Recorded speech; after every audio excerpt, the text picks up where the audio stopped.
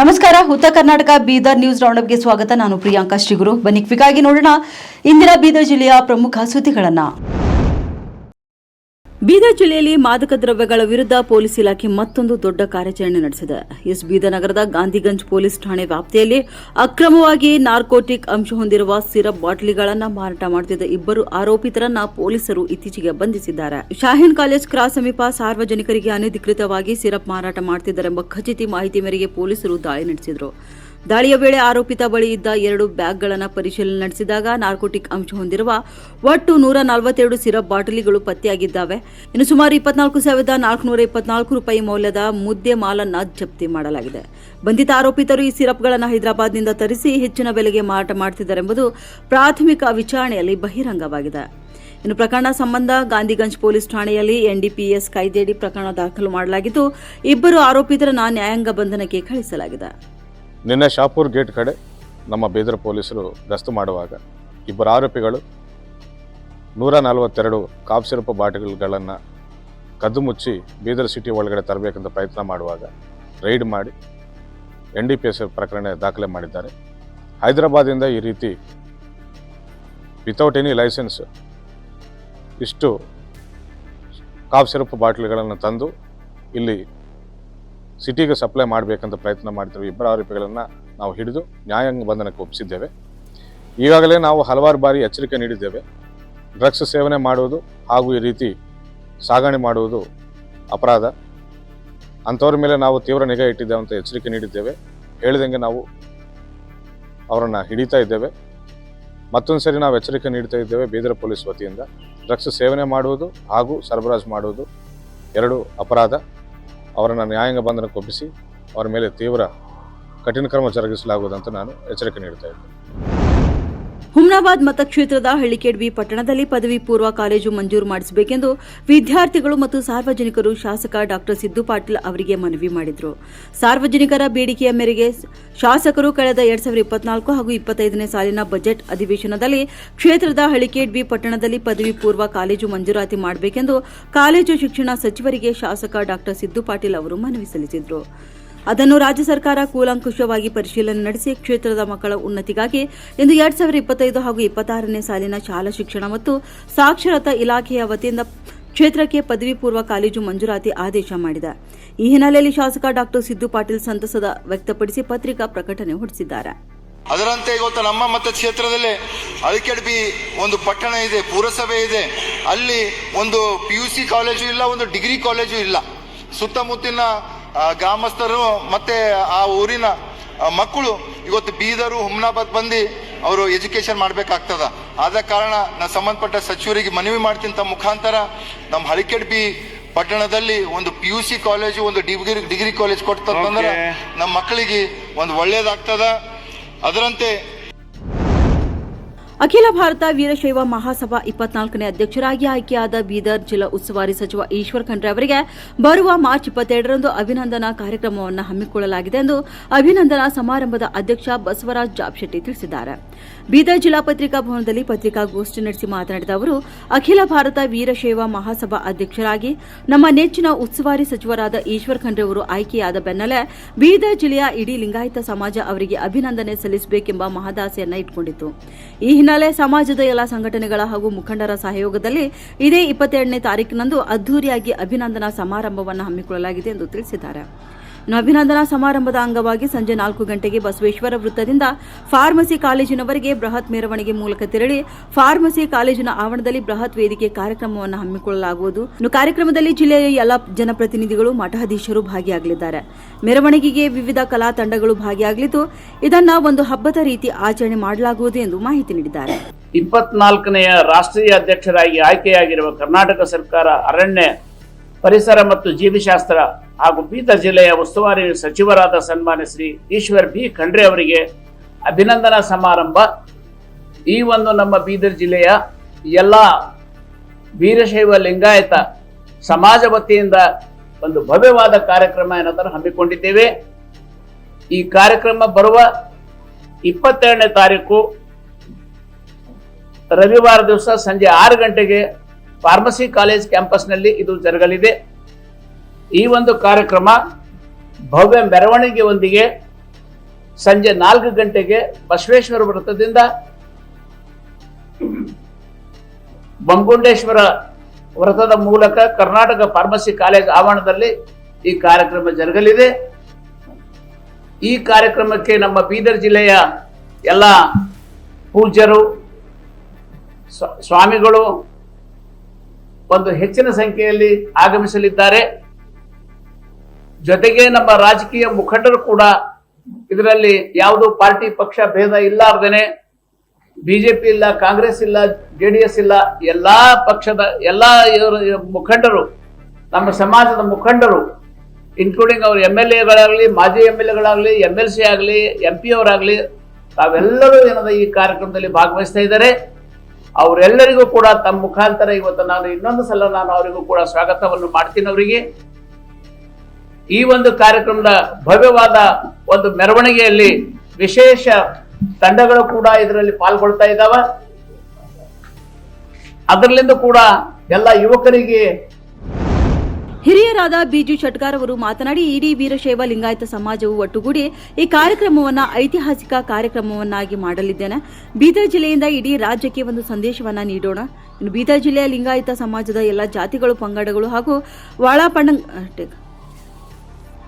ಬೀದರ್ ಜಿಲ್ಲೆಯ ಲಿಂಗಾಯತ ಸಮಾಜದ ಎಲ್ಲ ಜಾತಿಗಳು, ಪಂಗಡಗಳು ಹಾಗೂ ಒಳ ಪಂಗಡಗಳೆಲ್ಲರೂ ಸೇರಿ ಒಟ್ಟಾಗಿ ಈ ಅಭಿನಂದನಾ ಕಾರ್ಯಕ್ರಮವನ್ನು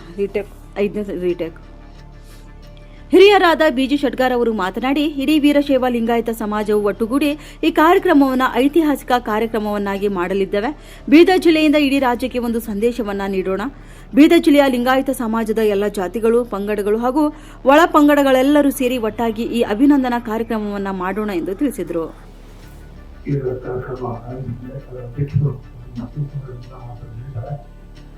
ನಾನು ಒಂದು ಹೇಳ್ಬೇಕಂದ್ರೆ ತಾವೆಲ್ಲ ಅಂದ್ರೆ ದಿನ ಅದಲ್ಲ, ಭಾಳ ಜನರದಲ್ಲ ಅಂದ್ರೆ ಸಮಾಜ ದೊಡ್ಡದಿದೆಲ್ಲ. ಹಾಗೆ ಅದು ಹೇಳ್ತೀವಲ್ಲ, ಎಲ್ಲ ಲಿಂಗಾಯತರು ವೀರಶೈವರು ಕುರಿತು ಈ ಕಾರ್ಯಕ್ರಮ ಮಾಡ್ತಾ ಇದ್ದೀವಿ. ಎಲ್ಲರೂ ಒಂದೇ ಇದ್ದೀವಿ, ಒಂದಾಗಿ ಕಾರ್ಯಕ್ರಮ ಮಾಡಬೇಕು ಎಂಬ ಉದ್ದೇಶದಿಂದ ಎಲ್ಲರನ್ನೂ ಒಳಗೂಡಿಸಿ ಈ ಒಂದು ಸಮಿತಿ ಅಧ್ಯಕ್ಷರ ನೇತೃತ್ವದಲ್ಲಿ ನಾವೆಲ್ಲರೂ ಕುಂತು ಅಷ್ಟೇ ಅಲ್ಲ, 100 ಜನ ಮೊದಲು ಮಾಡಿದ ಸಭೆಯಲ್ಲಿ ಇದ್ದರು. ಎಲ್ಲರನ್ನೂ ಒಪ್ಪಿಗೆ ಮೇರೆಗೆ ಈ ಕಾರ್ಯಕ್ರಮ ಮಾಡ್ತಾ ಇದ್ದೇವೆ. ನಮ್ಮ ನೆಚ್ಚಿನ ನಾಯಕರು ಖಂಡ್ರೆ ಅವರ ಅಖಿಲ ಭಾರತ ವೀರಶೈವ ಮಹಾಸಭಾದ ಭಾರತದ ಅಧ್ಯಕ್ಷರಾಗಿದ್ದಕ್ಕೆ ಭಾರತದಲ್ಲಿರುವ ಅಖಿಲ ಭಾರತ ವೀರಶೈವ ಮಹಾಸಭೆಗೆ ಅದರ ಅಧ್ಯಕ್ಷ ಆಗಬೇಕಂದ್ರೆ ಎಲ್ಲರಿಗೂ ನೆಚ್ಚಿನ ಬಹಳ ಸುಗ್ಗಿ. ಹಾಗಾಗಿ ಇದು ಒಳ್ಳೆ ಒಂದು ಕಾರ್ಯಕ್ರಮ ಮಾಡಬೇಕು. ಮುಂಬರುವ ದಿನಗಳಲ್ಲಿ ಸಮಾಜ ಒಕ್ಕಟ್ಟನ್ನು ತೋರಿಸುವ ಉದ್ದೇಶ ನಮ್ಮೆಲ್ಲರದ್ದು ಇದೆ. ನಾವು ಒಂದೇ ಇದ್ದೀವಿ ಏನ್ರಿ, ನಾವು ಕಾರ್ಯಕ್ರಮ ಬೇರೆ ಬೇರೆ ಮಾಡ್ತಿರ್ಬಹುದು, ಆದರೆ ನಾವೆಲ್ಲರೂ ಒಂದೇ ಇದ್ದೀವಿ ಭಾವನೆ ಬೀದರ್ನಿಂದ ಕರ್ನಾಟಕಕ್ಕೆ ಹೋಗಬೇಕು ಎಂಬ ವಿಶೇಷ ಆಸಕ್ತಿಯೊಂದಿಗೆ ಈ ಕಾರ್ಯಕ್ರಮ ಅಂದುಕೊಂಡಿದ್ದೇವೆ. ಒಳ ಮೀಸಲಾತಿ ಹೆಸರಿನಲ್ಲಿ ರಾಜ್ಯದಲ್ಲಿ ಪರಿಶಿಷ್ಟ ಜಾತಿಗಳಿಗೆ ನಡೆಯುತ್ತಿರುವ ಅನ್ಯಾಯ ವಿರೋಧಿಸಿ ಮಾರ್ಚ್ 18ರಂದು ಎಲ್ಲಾ ಪರಿಶಿಷ್ಟ ಜಾತಿಗಳ ಒಕ್ಕೂಟದ ವತಿಯಿಂದ ಭಾಲ್ಕಿ ಪಟ್ಟಣದಲ್ಲಿ ಬೃಹತ್ ಪ್ರತಿಭಟನೆ ಹಮ್ಮಿಕೊಳ್ಳಲಾಗಿದೆ ಎಂದು ಕರ್ನಾಟಕ ಮೀಸಲಾತಿ ಸಂರಕ್ಷಣಾ ಒಕ್ಕೂಟದ ಜಿಲ್ಲಾಧ್ಯಕ್ಷ MP ರಾಠೋಡ್ ಮತ್ತು ಕಾರ್ಯದರ್ಶಿ ಸುರೇಶ್ ಹುಬ್ಳಿಕರ್ ತಿಳಿಸಿದರು. ಪಟ್ಟಣದ ಪ್ರವಾಸಿ ಮಂದಿರದಲ್ಲಿ ಕರ್ನಾಟಕ ಮೀಸಲಾತಿ ಸಂರಕ್ಷಣಾ ಒಕ್ಕೂಟದ ವತಿಯಿಂದ ಕರೆದ ಪತ್ರಿಕಾಗೋಷ್ಠಿಯನ್ನು ಉದ್ದೇಶಿಸಿ ಅವರು ಮಾತನಾಡಿದರು. ರಾಜ್ಯದಲ್ಲಿ ಬೋವಿ, ಲಮಾಣಿ, ಕೋರವ, ಕುಂಚ, ಜಾಂಬವ, ವಡ್ಡರ ಸೇರಿದಂತೆ 101 ಜಾತಿಗಳು ಪರಿಶಿಷ್ಟ ಜಾತಿಗಳ ಪಟ್ಟಿಯಲ್ಲಿವೆ. ಆದರೆ ಕರ್ನಾಟಕ ರಾಜ್ಯದಲ್ಲಿ ಒಳ ಮೀಸಲಾತಿ ಹೆಸರಿನಲ್ಲಿ ಇತ್ತೀಚೆಗೆ ನಡೆದ ನೇಮಕಾತಿಗಳಲ್ಲಿ ಪರಿಶಿಷ್ಟ ಜಾತಿಗಳ ಪ್ರವರ್ಗ ಬಿ ಮತ್ತು ಪ್ರವರ್ಗ ಸಿ ಗುಂಪಿಗೆ ಶೂನ್ಯ ಹುದ್ದೆಗಳನ್ನು ಹಂಚಿಕೆ ಮಾಡಲಾಗಿದೆ. ಈ ಮೂಲಕ ಛಲವಾದಿ, ಬಂಜಾರ, ಬೋವಿ, ಕೊರಮ, ಕೊರಚ, ವಡ್ಡರ, ಕೊಂಚ, ಬುರುಬುರ, ಪೋಚಮ್ಮ ಸೇರಿದಂತೆ 70ಕ್ಕೂ ಹೆಚ್ಚು ಜಾತಿಗಳಿಗೆ ಘೋರ ಅನ್ಯಾಯವಾಗಿದೆ ಎಂದು ಅವರು ತಿಳಿಸಿದ್ದಾರೆ.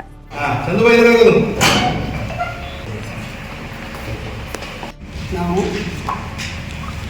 ಈ ನಮ್ಮ ಸಮುದಾಯದ ಮೇಲೆ ಸರ್ಕಾರದಿಂದ ಆದಂಥ ಅನ್ಯಾಯ ಒಳ ಮೀಸಲಾತಿ ಎಂದು ವಿಂಗಡಿಸಿ ಜಾತಿಯಲ್ಲೇ ನಾವು ಒಳಗೊಳಗೆ ಜಗಳ ಸುಮ್ಮನೆ ನಮಗೆ ಇದಕ್ಕೆ ಒಂದು ಪರಿಹಾರ ಮಾಡಿದ್ದಾರೆ.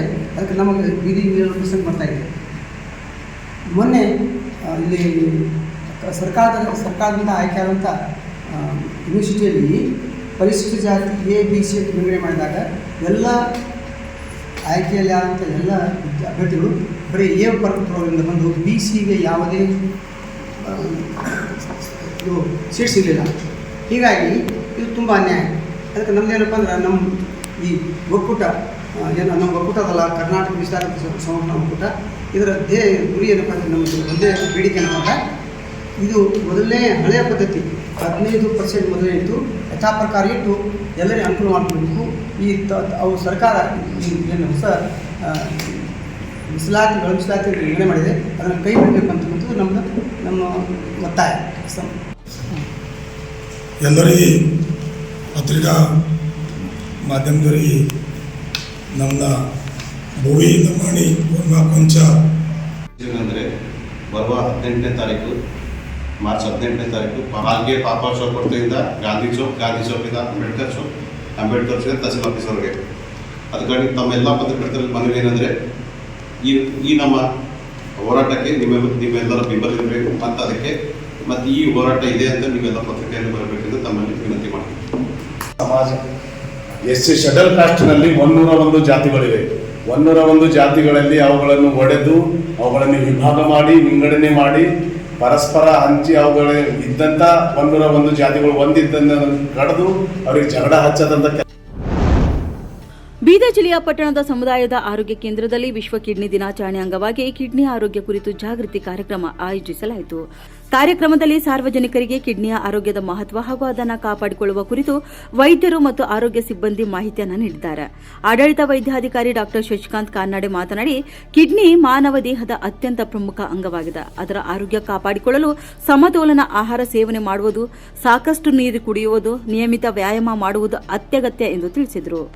12ನೇ ಮಾರ್ಚು ವಿಶ್ವ ಕಿಡ್ನಿ ದಿನಾಚರಣೆಯನ್ನು ನಮ್ಮ ಹುಲ್ಸೂರಿನ ಸಮುದಾಯ ಆರೋಗ್ಯ ಕೇಂದ್ರದಲ್ಲಿ ಡಯಾಲಿಸಿಸ್ ಯೂನಿಟಲ್ಲಿ ಏನಪ್ಪ ಅಂತಂದ್ರೆ ನಮ್ಮ ಡಯಾಲಿಸಿಸ್ ಪೇಷಂಟ್ಗಳ ಜೊತೆಗೆ ಏನಪ್ಪ ಅಂತಂದ್ರೆ ನಾವು ಒಂದು ವಿಶ್ವ ಕಿಡ್ನಿ ದಿನಾಚರಣೆ ಆಚರಿಸ್ತಾ ಇದ್ದೀವಿ. ಅದು ನಮ್ಮ ಪೇಷಂಟ್ಗಳಿಗೆ ಕೇಕ್ ಕಟ್ ಮಾಡೋ ಮುಖಾಂತರ ನಾವೇನಪ್ಪ ಅಂತಂದ್ರೆ ಈ ಒಂದು ದಿನಾಚರಣೆಯನ್ನು ಆಚರಣೆ ಮಾಡಿದ್ದೀವಿ. ಹಾಗಾಗಿ ನಮ್ಮಲ್ಲಿ ಫೆಬ್ರವರಿ 17ನೇ ತಾರೀಕು ಡಯಾಲಿಸಿಸ್ ಯೂನಿಟ್ ಏನಪ್ಪ ಅಂದ್ರೆ ಲೋಕಾರ್ಪಣೆಗೊಂಡು ಇಲ್ಲಿವರೆಗೂ ಸರಿಸುಮಾರು ಪ್ರತಿದಿನ 2 ರಿಂದ 3 ಪೇಷಂಟ್ ತಪ್ಪದೆ 17ನೇ ಫೆಬ್ರವರಿಯಿಂದ ಇವತ್ತು 12ನೇ ಮಾರ್ಚ್ವರೆಗೂ ಒಂದೂ ದಿವಸ ಏನಪ್ಪ ಡಯಾಲಿಸಿಸ್ ನಮ್ಮ ಮಷಿನ್ಗಳು ಆಫ್ ಇಲ್ಲ. ಇಲ್ಲಿವರೆಗೂ ಸತತವಾಗಿ ಏನಪ್ಪ ಅಂದ್ರೆ ಪೇಷಂಟ್ಗಳು ಬಂದು ಅದ್ರ ಸದುಪಯೋಗ ತಗೋತಾ ಇದ್ದಾರೆ. ಹಾಗೆ ಇಲ್ಲಿ ಸುತ್ತಮುತ್ತಲ ಹಳ್ಳಿದವರಾಗಲಿ ಲೋಕಲ್ ಹುಲ್ಸೂರು ಪೇಷಂಟ್ಗಳಾಗಲಿ ತುಂಬ ನಮ್ದೇನಪ್ಪ ಅಂತಂದ್ರೆ ಆರೋಗ್ಯ ಮತ್ತು ಕುಟುಂಬ ಕಲ್ಯಾಣ ಇಲಾಖೆ ಬೀದರ್ DH ಅವರಿಗಾಗಲಿ ನಮ್ಮ ಜಿಲ್ಲಾಡಳಿತಕ್ಕಾಗಲಿ ಅವ್ರದ್ದೆಲ್ಲ ತುಂಬ ಏನಪ್ಪ ಅಂತಂದ್ರೆ ಪ್ರಶಂಸೆಪಟ್ಟು ತುಂಬ ಹೃದಯದ ಧನ್ಯವಾದಗಳನ್ನಪ್ಪ ಅಂದರೆ ವ್ಯಕ್ತಪಡಿಸ್ತಾ ಇದ್ದಾರೆ. ಹಾಗಾಗಿ ಪೇಷಂಟ್ಗಳು ಭಾಳ ಖುಷಿ ಇದ್ದಾರೆ. ಇದರಿಂದ ನಮಗೂ ಅವರಿಗೆ ಸರ್ವಿಸ್ ಕೊಡೋಕೆ ಭಾಳ ಸಂತೋಷ ಆಗ್ತಾ ಇದೆ. ಇದೇ ರೀತಿ ಏನಪ್ಪ ಅಂತಂದರೆ ಎಲ್ಲ ಪೇಷಂಟ್ಗಳಿಗೆ ಅಷ್ಟಾಯ್ತು ಅಷ್ಟು ನಾವು ಇನ್ನೂ ಹೆಚ್ಚಿನ ಸೇವೆಯನ್ನು ಒದಗಿಸಲಿಕ್ಕೆ ಪ್ರಯತ್ನ ಮಾಡ್ತೀವಿ. ಬಹುರಾಜ್ಯ ಸಹಕಾರಿ ಸಂಘಗಳಲ್ಲಿನ ಚುನಾವಣಾ ಪ್ರಕ್ರಿಯೆಗಳನ್ನು ಇನ್ನಷ್ಟು ಪಾರದರ್ಶಕ ಹಾಗೂ ನ್ಯಾಯಸಮ್ಮತವಾಗಿಸಲು ಕೇಂದ್ರ ಸರ್ಕಾರ ಇದೀಗ ಮುಂದಾಗಿದೆ. ಈ ಹಿನ್ನೆಲೆಯಲ್ಲಿ ನವದೆಹಲಿಯ ವಿಜ್ಞಾನ ಭವನದಲ್ಲಿ ಪಾರದರ್ಶಕತೆ ಮತ್ತು ಸಮಗ್ರತೆಯೊಂದಿಗೆ ಬಹುರಾಜ್ಯ ಸಹಕಾರಿ ಸಂಘಗಳಲ್ಲಿನ ಚುನಾವಣೆಗಳು ಎಂಬ ವಿಷಯದ ರಾಷ್ಟ್ರೀಯ ವಿಚಾರಣಾ ಸಂಕಿರಣ ನಡೆಯಿತು. ಕಾರ್ಯಕ್ರಮವನ್ನು ಕೇಂದ್ರ ಸಹಕಾರ ರಾಜ್ಯ ಸಚಿವ ಕೃಷನ್ ಪಾಲ್ ಗುರ್ಜರ್ ಉದ್ಘಾಟಿಸಿ ಮಾತನಾಡಿದರು. ಸಹಕಾರಿ ಸಂಸ್ಥೆಗಳಲ್ಲಿ ಪ್ರಜಾಪ್ರಭುತ್ವ ಮೌಲ್ಯಗಳನ್ನು ಬಲಪಡಿಸುವುದು ಹಾಗೂ ಆಡಳಿತದಲ್ಲಿ ಪಾರದರ್ಶಕತೆ ತರಲು ಕೇಂದ್ರ ಸರ್ಕಾರ ಬದ್ಧವಾಗಿದೆ ಎಂದು ಅವರು ತಿಳಿಸಿದ್ದಾರೆ. ರಾಷ್ಟ್ರೀಯ ವಿಚಾರ ಸಂಕಿರಣದಲ್ಲಿ ಬೀದರ್ ಜಿಲ್ಲೆಯ ಪ್ರತಿಷ್ಠಿತ ಗುರುಪಾದಪ್ಪ ನಾಗಮರಪಳ್ಳಿ ಸಹಕಾರಿ ಆಸ್ಪತ್ರೆಯ ಅಧ್ಯಕ್ಷರಾದ ತರುಣ್ ನಾಗಮರಪಳ್ಳಿ ಅವರು ಸಹ ಭಾಗಿಯಾಗಿ ಸಹಕಾರಿ ಕ್ಷೇತ್ರದಲ್ಲಿರುವ ಸವಾಲುಗಳು ಮತ್ತು ಅವುಗಳ ಪರಿಹಾರದ ಬಗ್ಗೆ ಚರ್ಚೆ ಮಾಡಿದರು. ಸರ್ಕಾರಿ ಆಸ್ಪತ್ರೆಗಳಲ್ಲಿ ಔಷಧ ಕೊರತೆ ಉಂಟಾಗುತ್ತಿರುವ ಬಗ್ಗೆ ಬೆಂಗಳೂರಿನಲ್ಲಿ ನಡೆಯುತ್ತಿರುವ ವಿಧಾನಸಭಾ ಅಧಿವೇಶನದಲ್ಲಿ ಔರಾದ್ವಿ ಶಾಸಕ ಪ್ರಭು ಚೌಹಾಣ್ ಅವರು ಸರ್ಕಾರದ ಗಮನ ಸೆಳೆದಿದ್ದಾರೆ. ಔರಾದ್ವಿ ವಿಧಾನಸಭಾ ಕ್ಷೇತ್ರವು ತೆಲಂಗಾಣ ಹಾಗೂ ಮಹಾರಾಷ್ಟ್ರಗಳ ರಾಜ್ಯಗಳ ಗಡಿಭಾಗದಲ್ಲಿರುವ ಗಡಿ ಕ್ಷೇತ್ರವಾಗಿದೆ. ಇಲ್ಲಿನ ಸರ್ಕಾರಿ ಆಸ್ಪತ್ರೆಗಳಲ್ಲಿ ಔಷಧದ ಕೊರತೆ ಹೆಚ್ಚಾಗಿದೆ.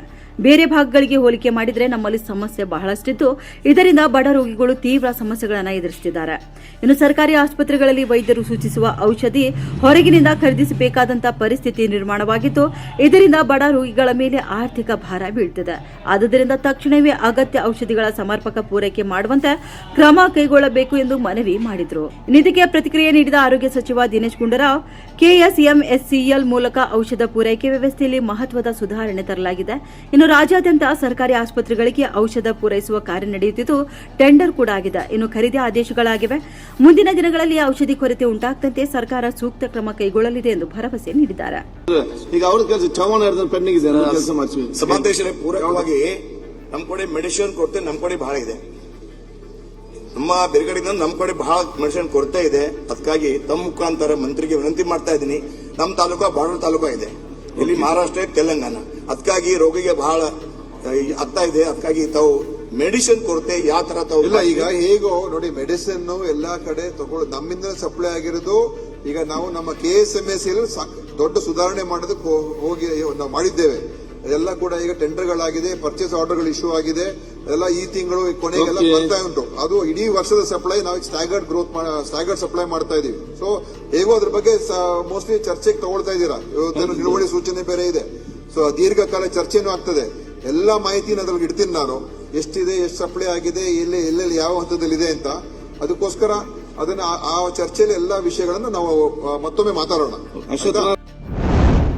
ಬೇಸಿಗೆ ಆರಂಭಕ್ಕೂ ಮುನ್ನವೇ ಬೀದರ್ ಜಿಲ್ಲೆಯಲ್ಲಿ ಕುಡಿಯುವ ನೀರಿನ ಸಮಸ್ಯೆ ತಲೆದೂರಿದೆ. ಜಿಲ್ಲೆಯ ಔರಾ ತಾಲೂಕಿನ ಚೌಧರಿ ಬೆಳಕುಣಿ ಗ್ರಾಮ ಪಂಚಾಯತ್ ವ್ಯಾಪ್ತಿಯ ಫುಲ್ಸಿಂಗ್ ನಾಯಕ ತಾಂಡದ ನಿವಾಸಿಗಳು ಕಳೆದ 15 ದಿನಗಳಿಂದ ನೀರಿಗಾಗಿ ಪರದಾಡ್ತಿರುವಂತಹ ಪರಿಸ್ಥಿತಿ ಇಲ್ಲಿ ಎದುರಾಗಿದೆ. ಇನ್ನು ತಾಂಡದಲ್ಲಿ ಕುಡಿಯುವ ನೀರಿನ ಯಾವುದೇ ವ್ಯವಸ್ಥೆ ಇಲ್ಲದ ಕಾರಣ ಗ್ರಾಮಸ್ಥರು ರಸ್ತೆ ಪಕ್ಕದಲ್ಲಿರುವ ಟ್ಯಾಂಕ್ನಿಂದ ನೀರನ್ನು ತಂದು ಸೋಸಿ ಕುಡಿಯುವ ಸ್ಥಿತಿ ಇದೀಗ ನಿರ್ಮಾಣವಾಗಿದೆ. ಇನ್ನು ಕೆಲವರು 2 ಕಿಲೋಮೀಟರ್ ದೂರ ಹೋಗಿ ನೀರು ತಂದು ಜೀವನ ಸಾಗಿಸುತ್ತಿದ್ದಾರೆ. ಈ ಕುರಿತು ಸಂಬಂಧಪಟ್ಟ ಅಧಿಕಾರಿಗಳ ಗಮನಕ್ಕೆ ಹಲವಾರು ಬಾರಿ ತಂದಿದ್ರೂ ಕೂಡ ಯಾವುದೇ ರೀತಿಯ ಕ್ರಮ ಕೈಗೊಳ್ಳಲಾಗಿಲ್ಲ ಎಂದು ಗ್ರಾಮಸ್ಥರು ಆರೋಪ ಮಾಡುತ್ತಿದ್ದಾರೆ. ಕೂಡಲೇ ಅಧಿಕಾರಿಗಳು ಈ ಸಮಸ್ಯೆಯನ್ನು ಪರಿಹರಿಸಿ ತಾಂಡದಲ್ಲಿ ಕುಡಿಯುವ ನೀರಿನ ವ್ಯವಸ್ಥೆ ಮಾಡಬೇಕೆಂದು ಗ್ರಾಮಸ್ಥರು ಒತ್ತಾಯಿಸಿದ್ದಾರೆ. भैया जी इतना धूप में क्या कर रहे हो इधर? पानी भर रहा हूँ भैया। क्यों तांडे में पानी नहीं है? पानी नहीं है। फुलसिंग नाइक तांडा हमारा ये जो टोनगांव के बाजू में दिख रहा है तांडा, वहाँ पर पानी नहीं है 2 साल से। हाँ, अब यही पानी पी रहे हो आप? हाँ जी, यही पानी पी रहे हैं भाई। और ऐसे ही रास्ता है गांव को? रास्ता अभी ये टोनगांव से लेफ्ट जाके अभी यहाँ से 2.5-3 किलोमीटर आता है। हाँ, अब तांडे वाले तुम ही लेके जा रहे क्या पानी? सभी सब पूरे तांडे वाले का सब यही हाल है। यही हाल है? हाँ जी। धूप तो बहुत है भैया। धूप है तो क्या करेंगे, अभी पीने के लिए पानी तो चाहिए। पानी तो अच्छा भी नहीं दिख रहा है। ये तो पानी बहुत खराब है। अभी क्या करते हैं, देखो कपड़ा लेके छान के लेके जा रहे हैं। अब गाड़ी इसी काम के लिए लिए आप? हाँ जी, गाड़ी इसी के लिए लोन से। EMI भिड़ जाता है? अभी लोन फिटे ना फिटे, लेकिन तो अभी पानी का दिक्कत है, इसलिए तो गाड़ी लेके अभी पानी लेके जा रहे हैं धूप में भाई। देखिए भाई, इतना रोड खराब है, यहाँ पे पानी का परिस्थिति चल रहा है, सरकार से कड़क नहीं विनती है बोल के। क्या करना भैया, ये देखो हमारे तांडे में जब से देश आज़ाद हुआ, जब से अभी तक पानी अभी तक कोई मेंबर नहीं पिलाया, ना तो पंचायत वाले पिलाए। पंचायत वाले में से बोलते हैं तो जाओ पानी, कल वाटरमैन को भेज देते, वो वाटरमैन भी नहीं है ना पानी नहीं है। क्या कर सकते हैं अभी? पंचायत वाले भी वही कर रहे हैं। जो पंचायत है हमारा चौधरी बलकोनी, फिर पंचायत वाले भी, सेक्रेटरी भी वैसे ही है, सब मेंबर भी बोल रहे हैं हमारा डेट खत्म हो गया। लेकिन डेट था, जब भी तो पानी नहीं पिलाया, तो डेट नहीं है तो अब कहाँ से पानी पिलाएंगे? तांडे वाले कुछ नहीं बोल रहे हैं वाटरमैन को? वाटरमैन क्या बोल सकता है, क्या कर सकते हैं उसको? वो साला धमकी दे रहा है उल्टा। तो वाटरमैन को जाके बोलना ना पंचायत में, उसको उधर लेटर देना, उसको निकाल दे। नहीं सर, 4 बार लफड़ा हो गए, वहाँ जाके झगड़ा किए, वाटरमैन में सब घड़े फिरे सब लेके गए, लेकिन अभी तक वो पानी पिलाया ही नहीं। हाँ जी, देखिए सर, महाडोनगांव तालुका औरा जिला बीदर 2 किलोमीटर से पानी लेके जा रहे हैं। ये देखिए पानी, जरा पानी को इसको दिखा रहे भाई, पानी को जो पानी छान के पानी पी रहे हैं भैया। अभी पानी बिल्कुल पानी नहीं है हमारे पास। कुछ तो भी कीजिए सरकार, गवर्नमेंट से मदद हमको। मिनिमम कितना महीना हो गया पानी नहीं आ रहा है? पानी बरोबर अभी 3 साल का लफड़ा है सर। 3 साल से पानी नहीं है, कुछ नहीं है। ऐसा ही पानी पी रहे हैं आप लोग? हाँ जी, ये देखिए पानी, अभी क्या करते हैं, पानी नहीं है तो बरसात में तो कैसा तो भी नाले का पी लिए, लेकिन अभी तो नाला भी सूख गया है पूरा। ಇವಾಗಿದ್ವು ಇಂದಿನ ಬೀದರ್ ಜಿಲ್ಲೆಯ ಪ್ರಮುಖ ಸುದ್ದಿಗಳು. ಮತ್ತೆ ಭೇಟಿಯಾಗೋಣ ಮುಂದಿನ ರೌಂಡ್ ಅಪ್ನಲ್ಲಿ. ನಮಸ್ಕಾರಗಳು.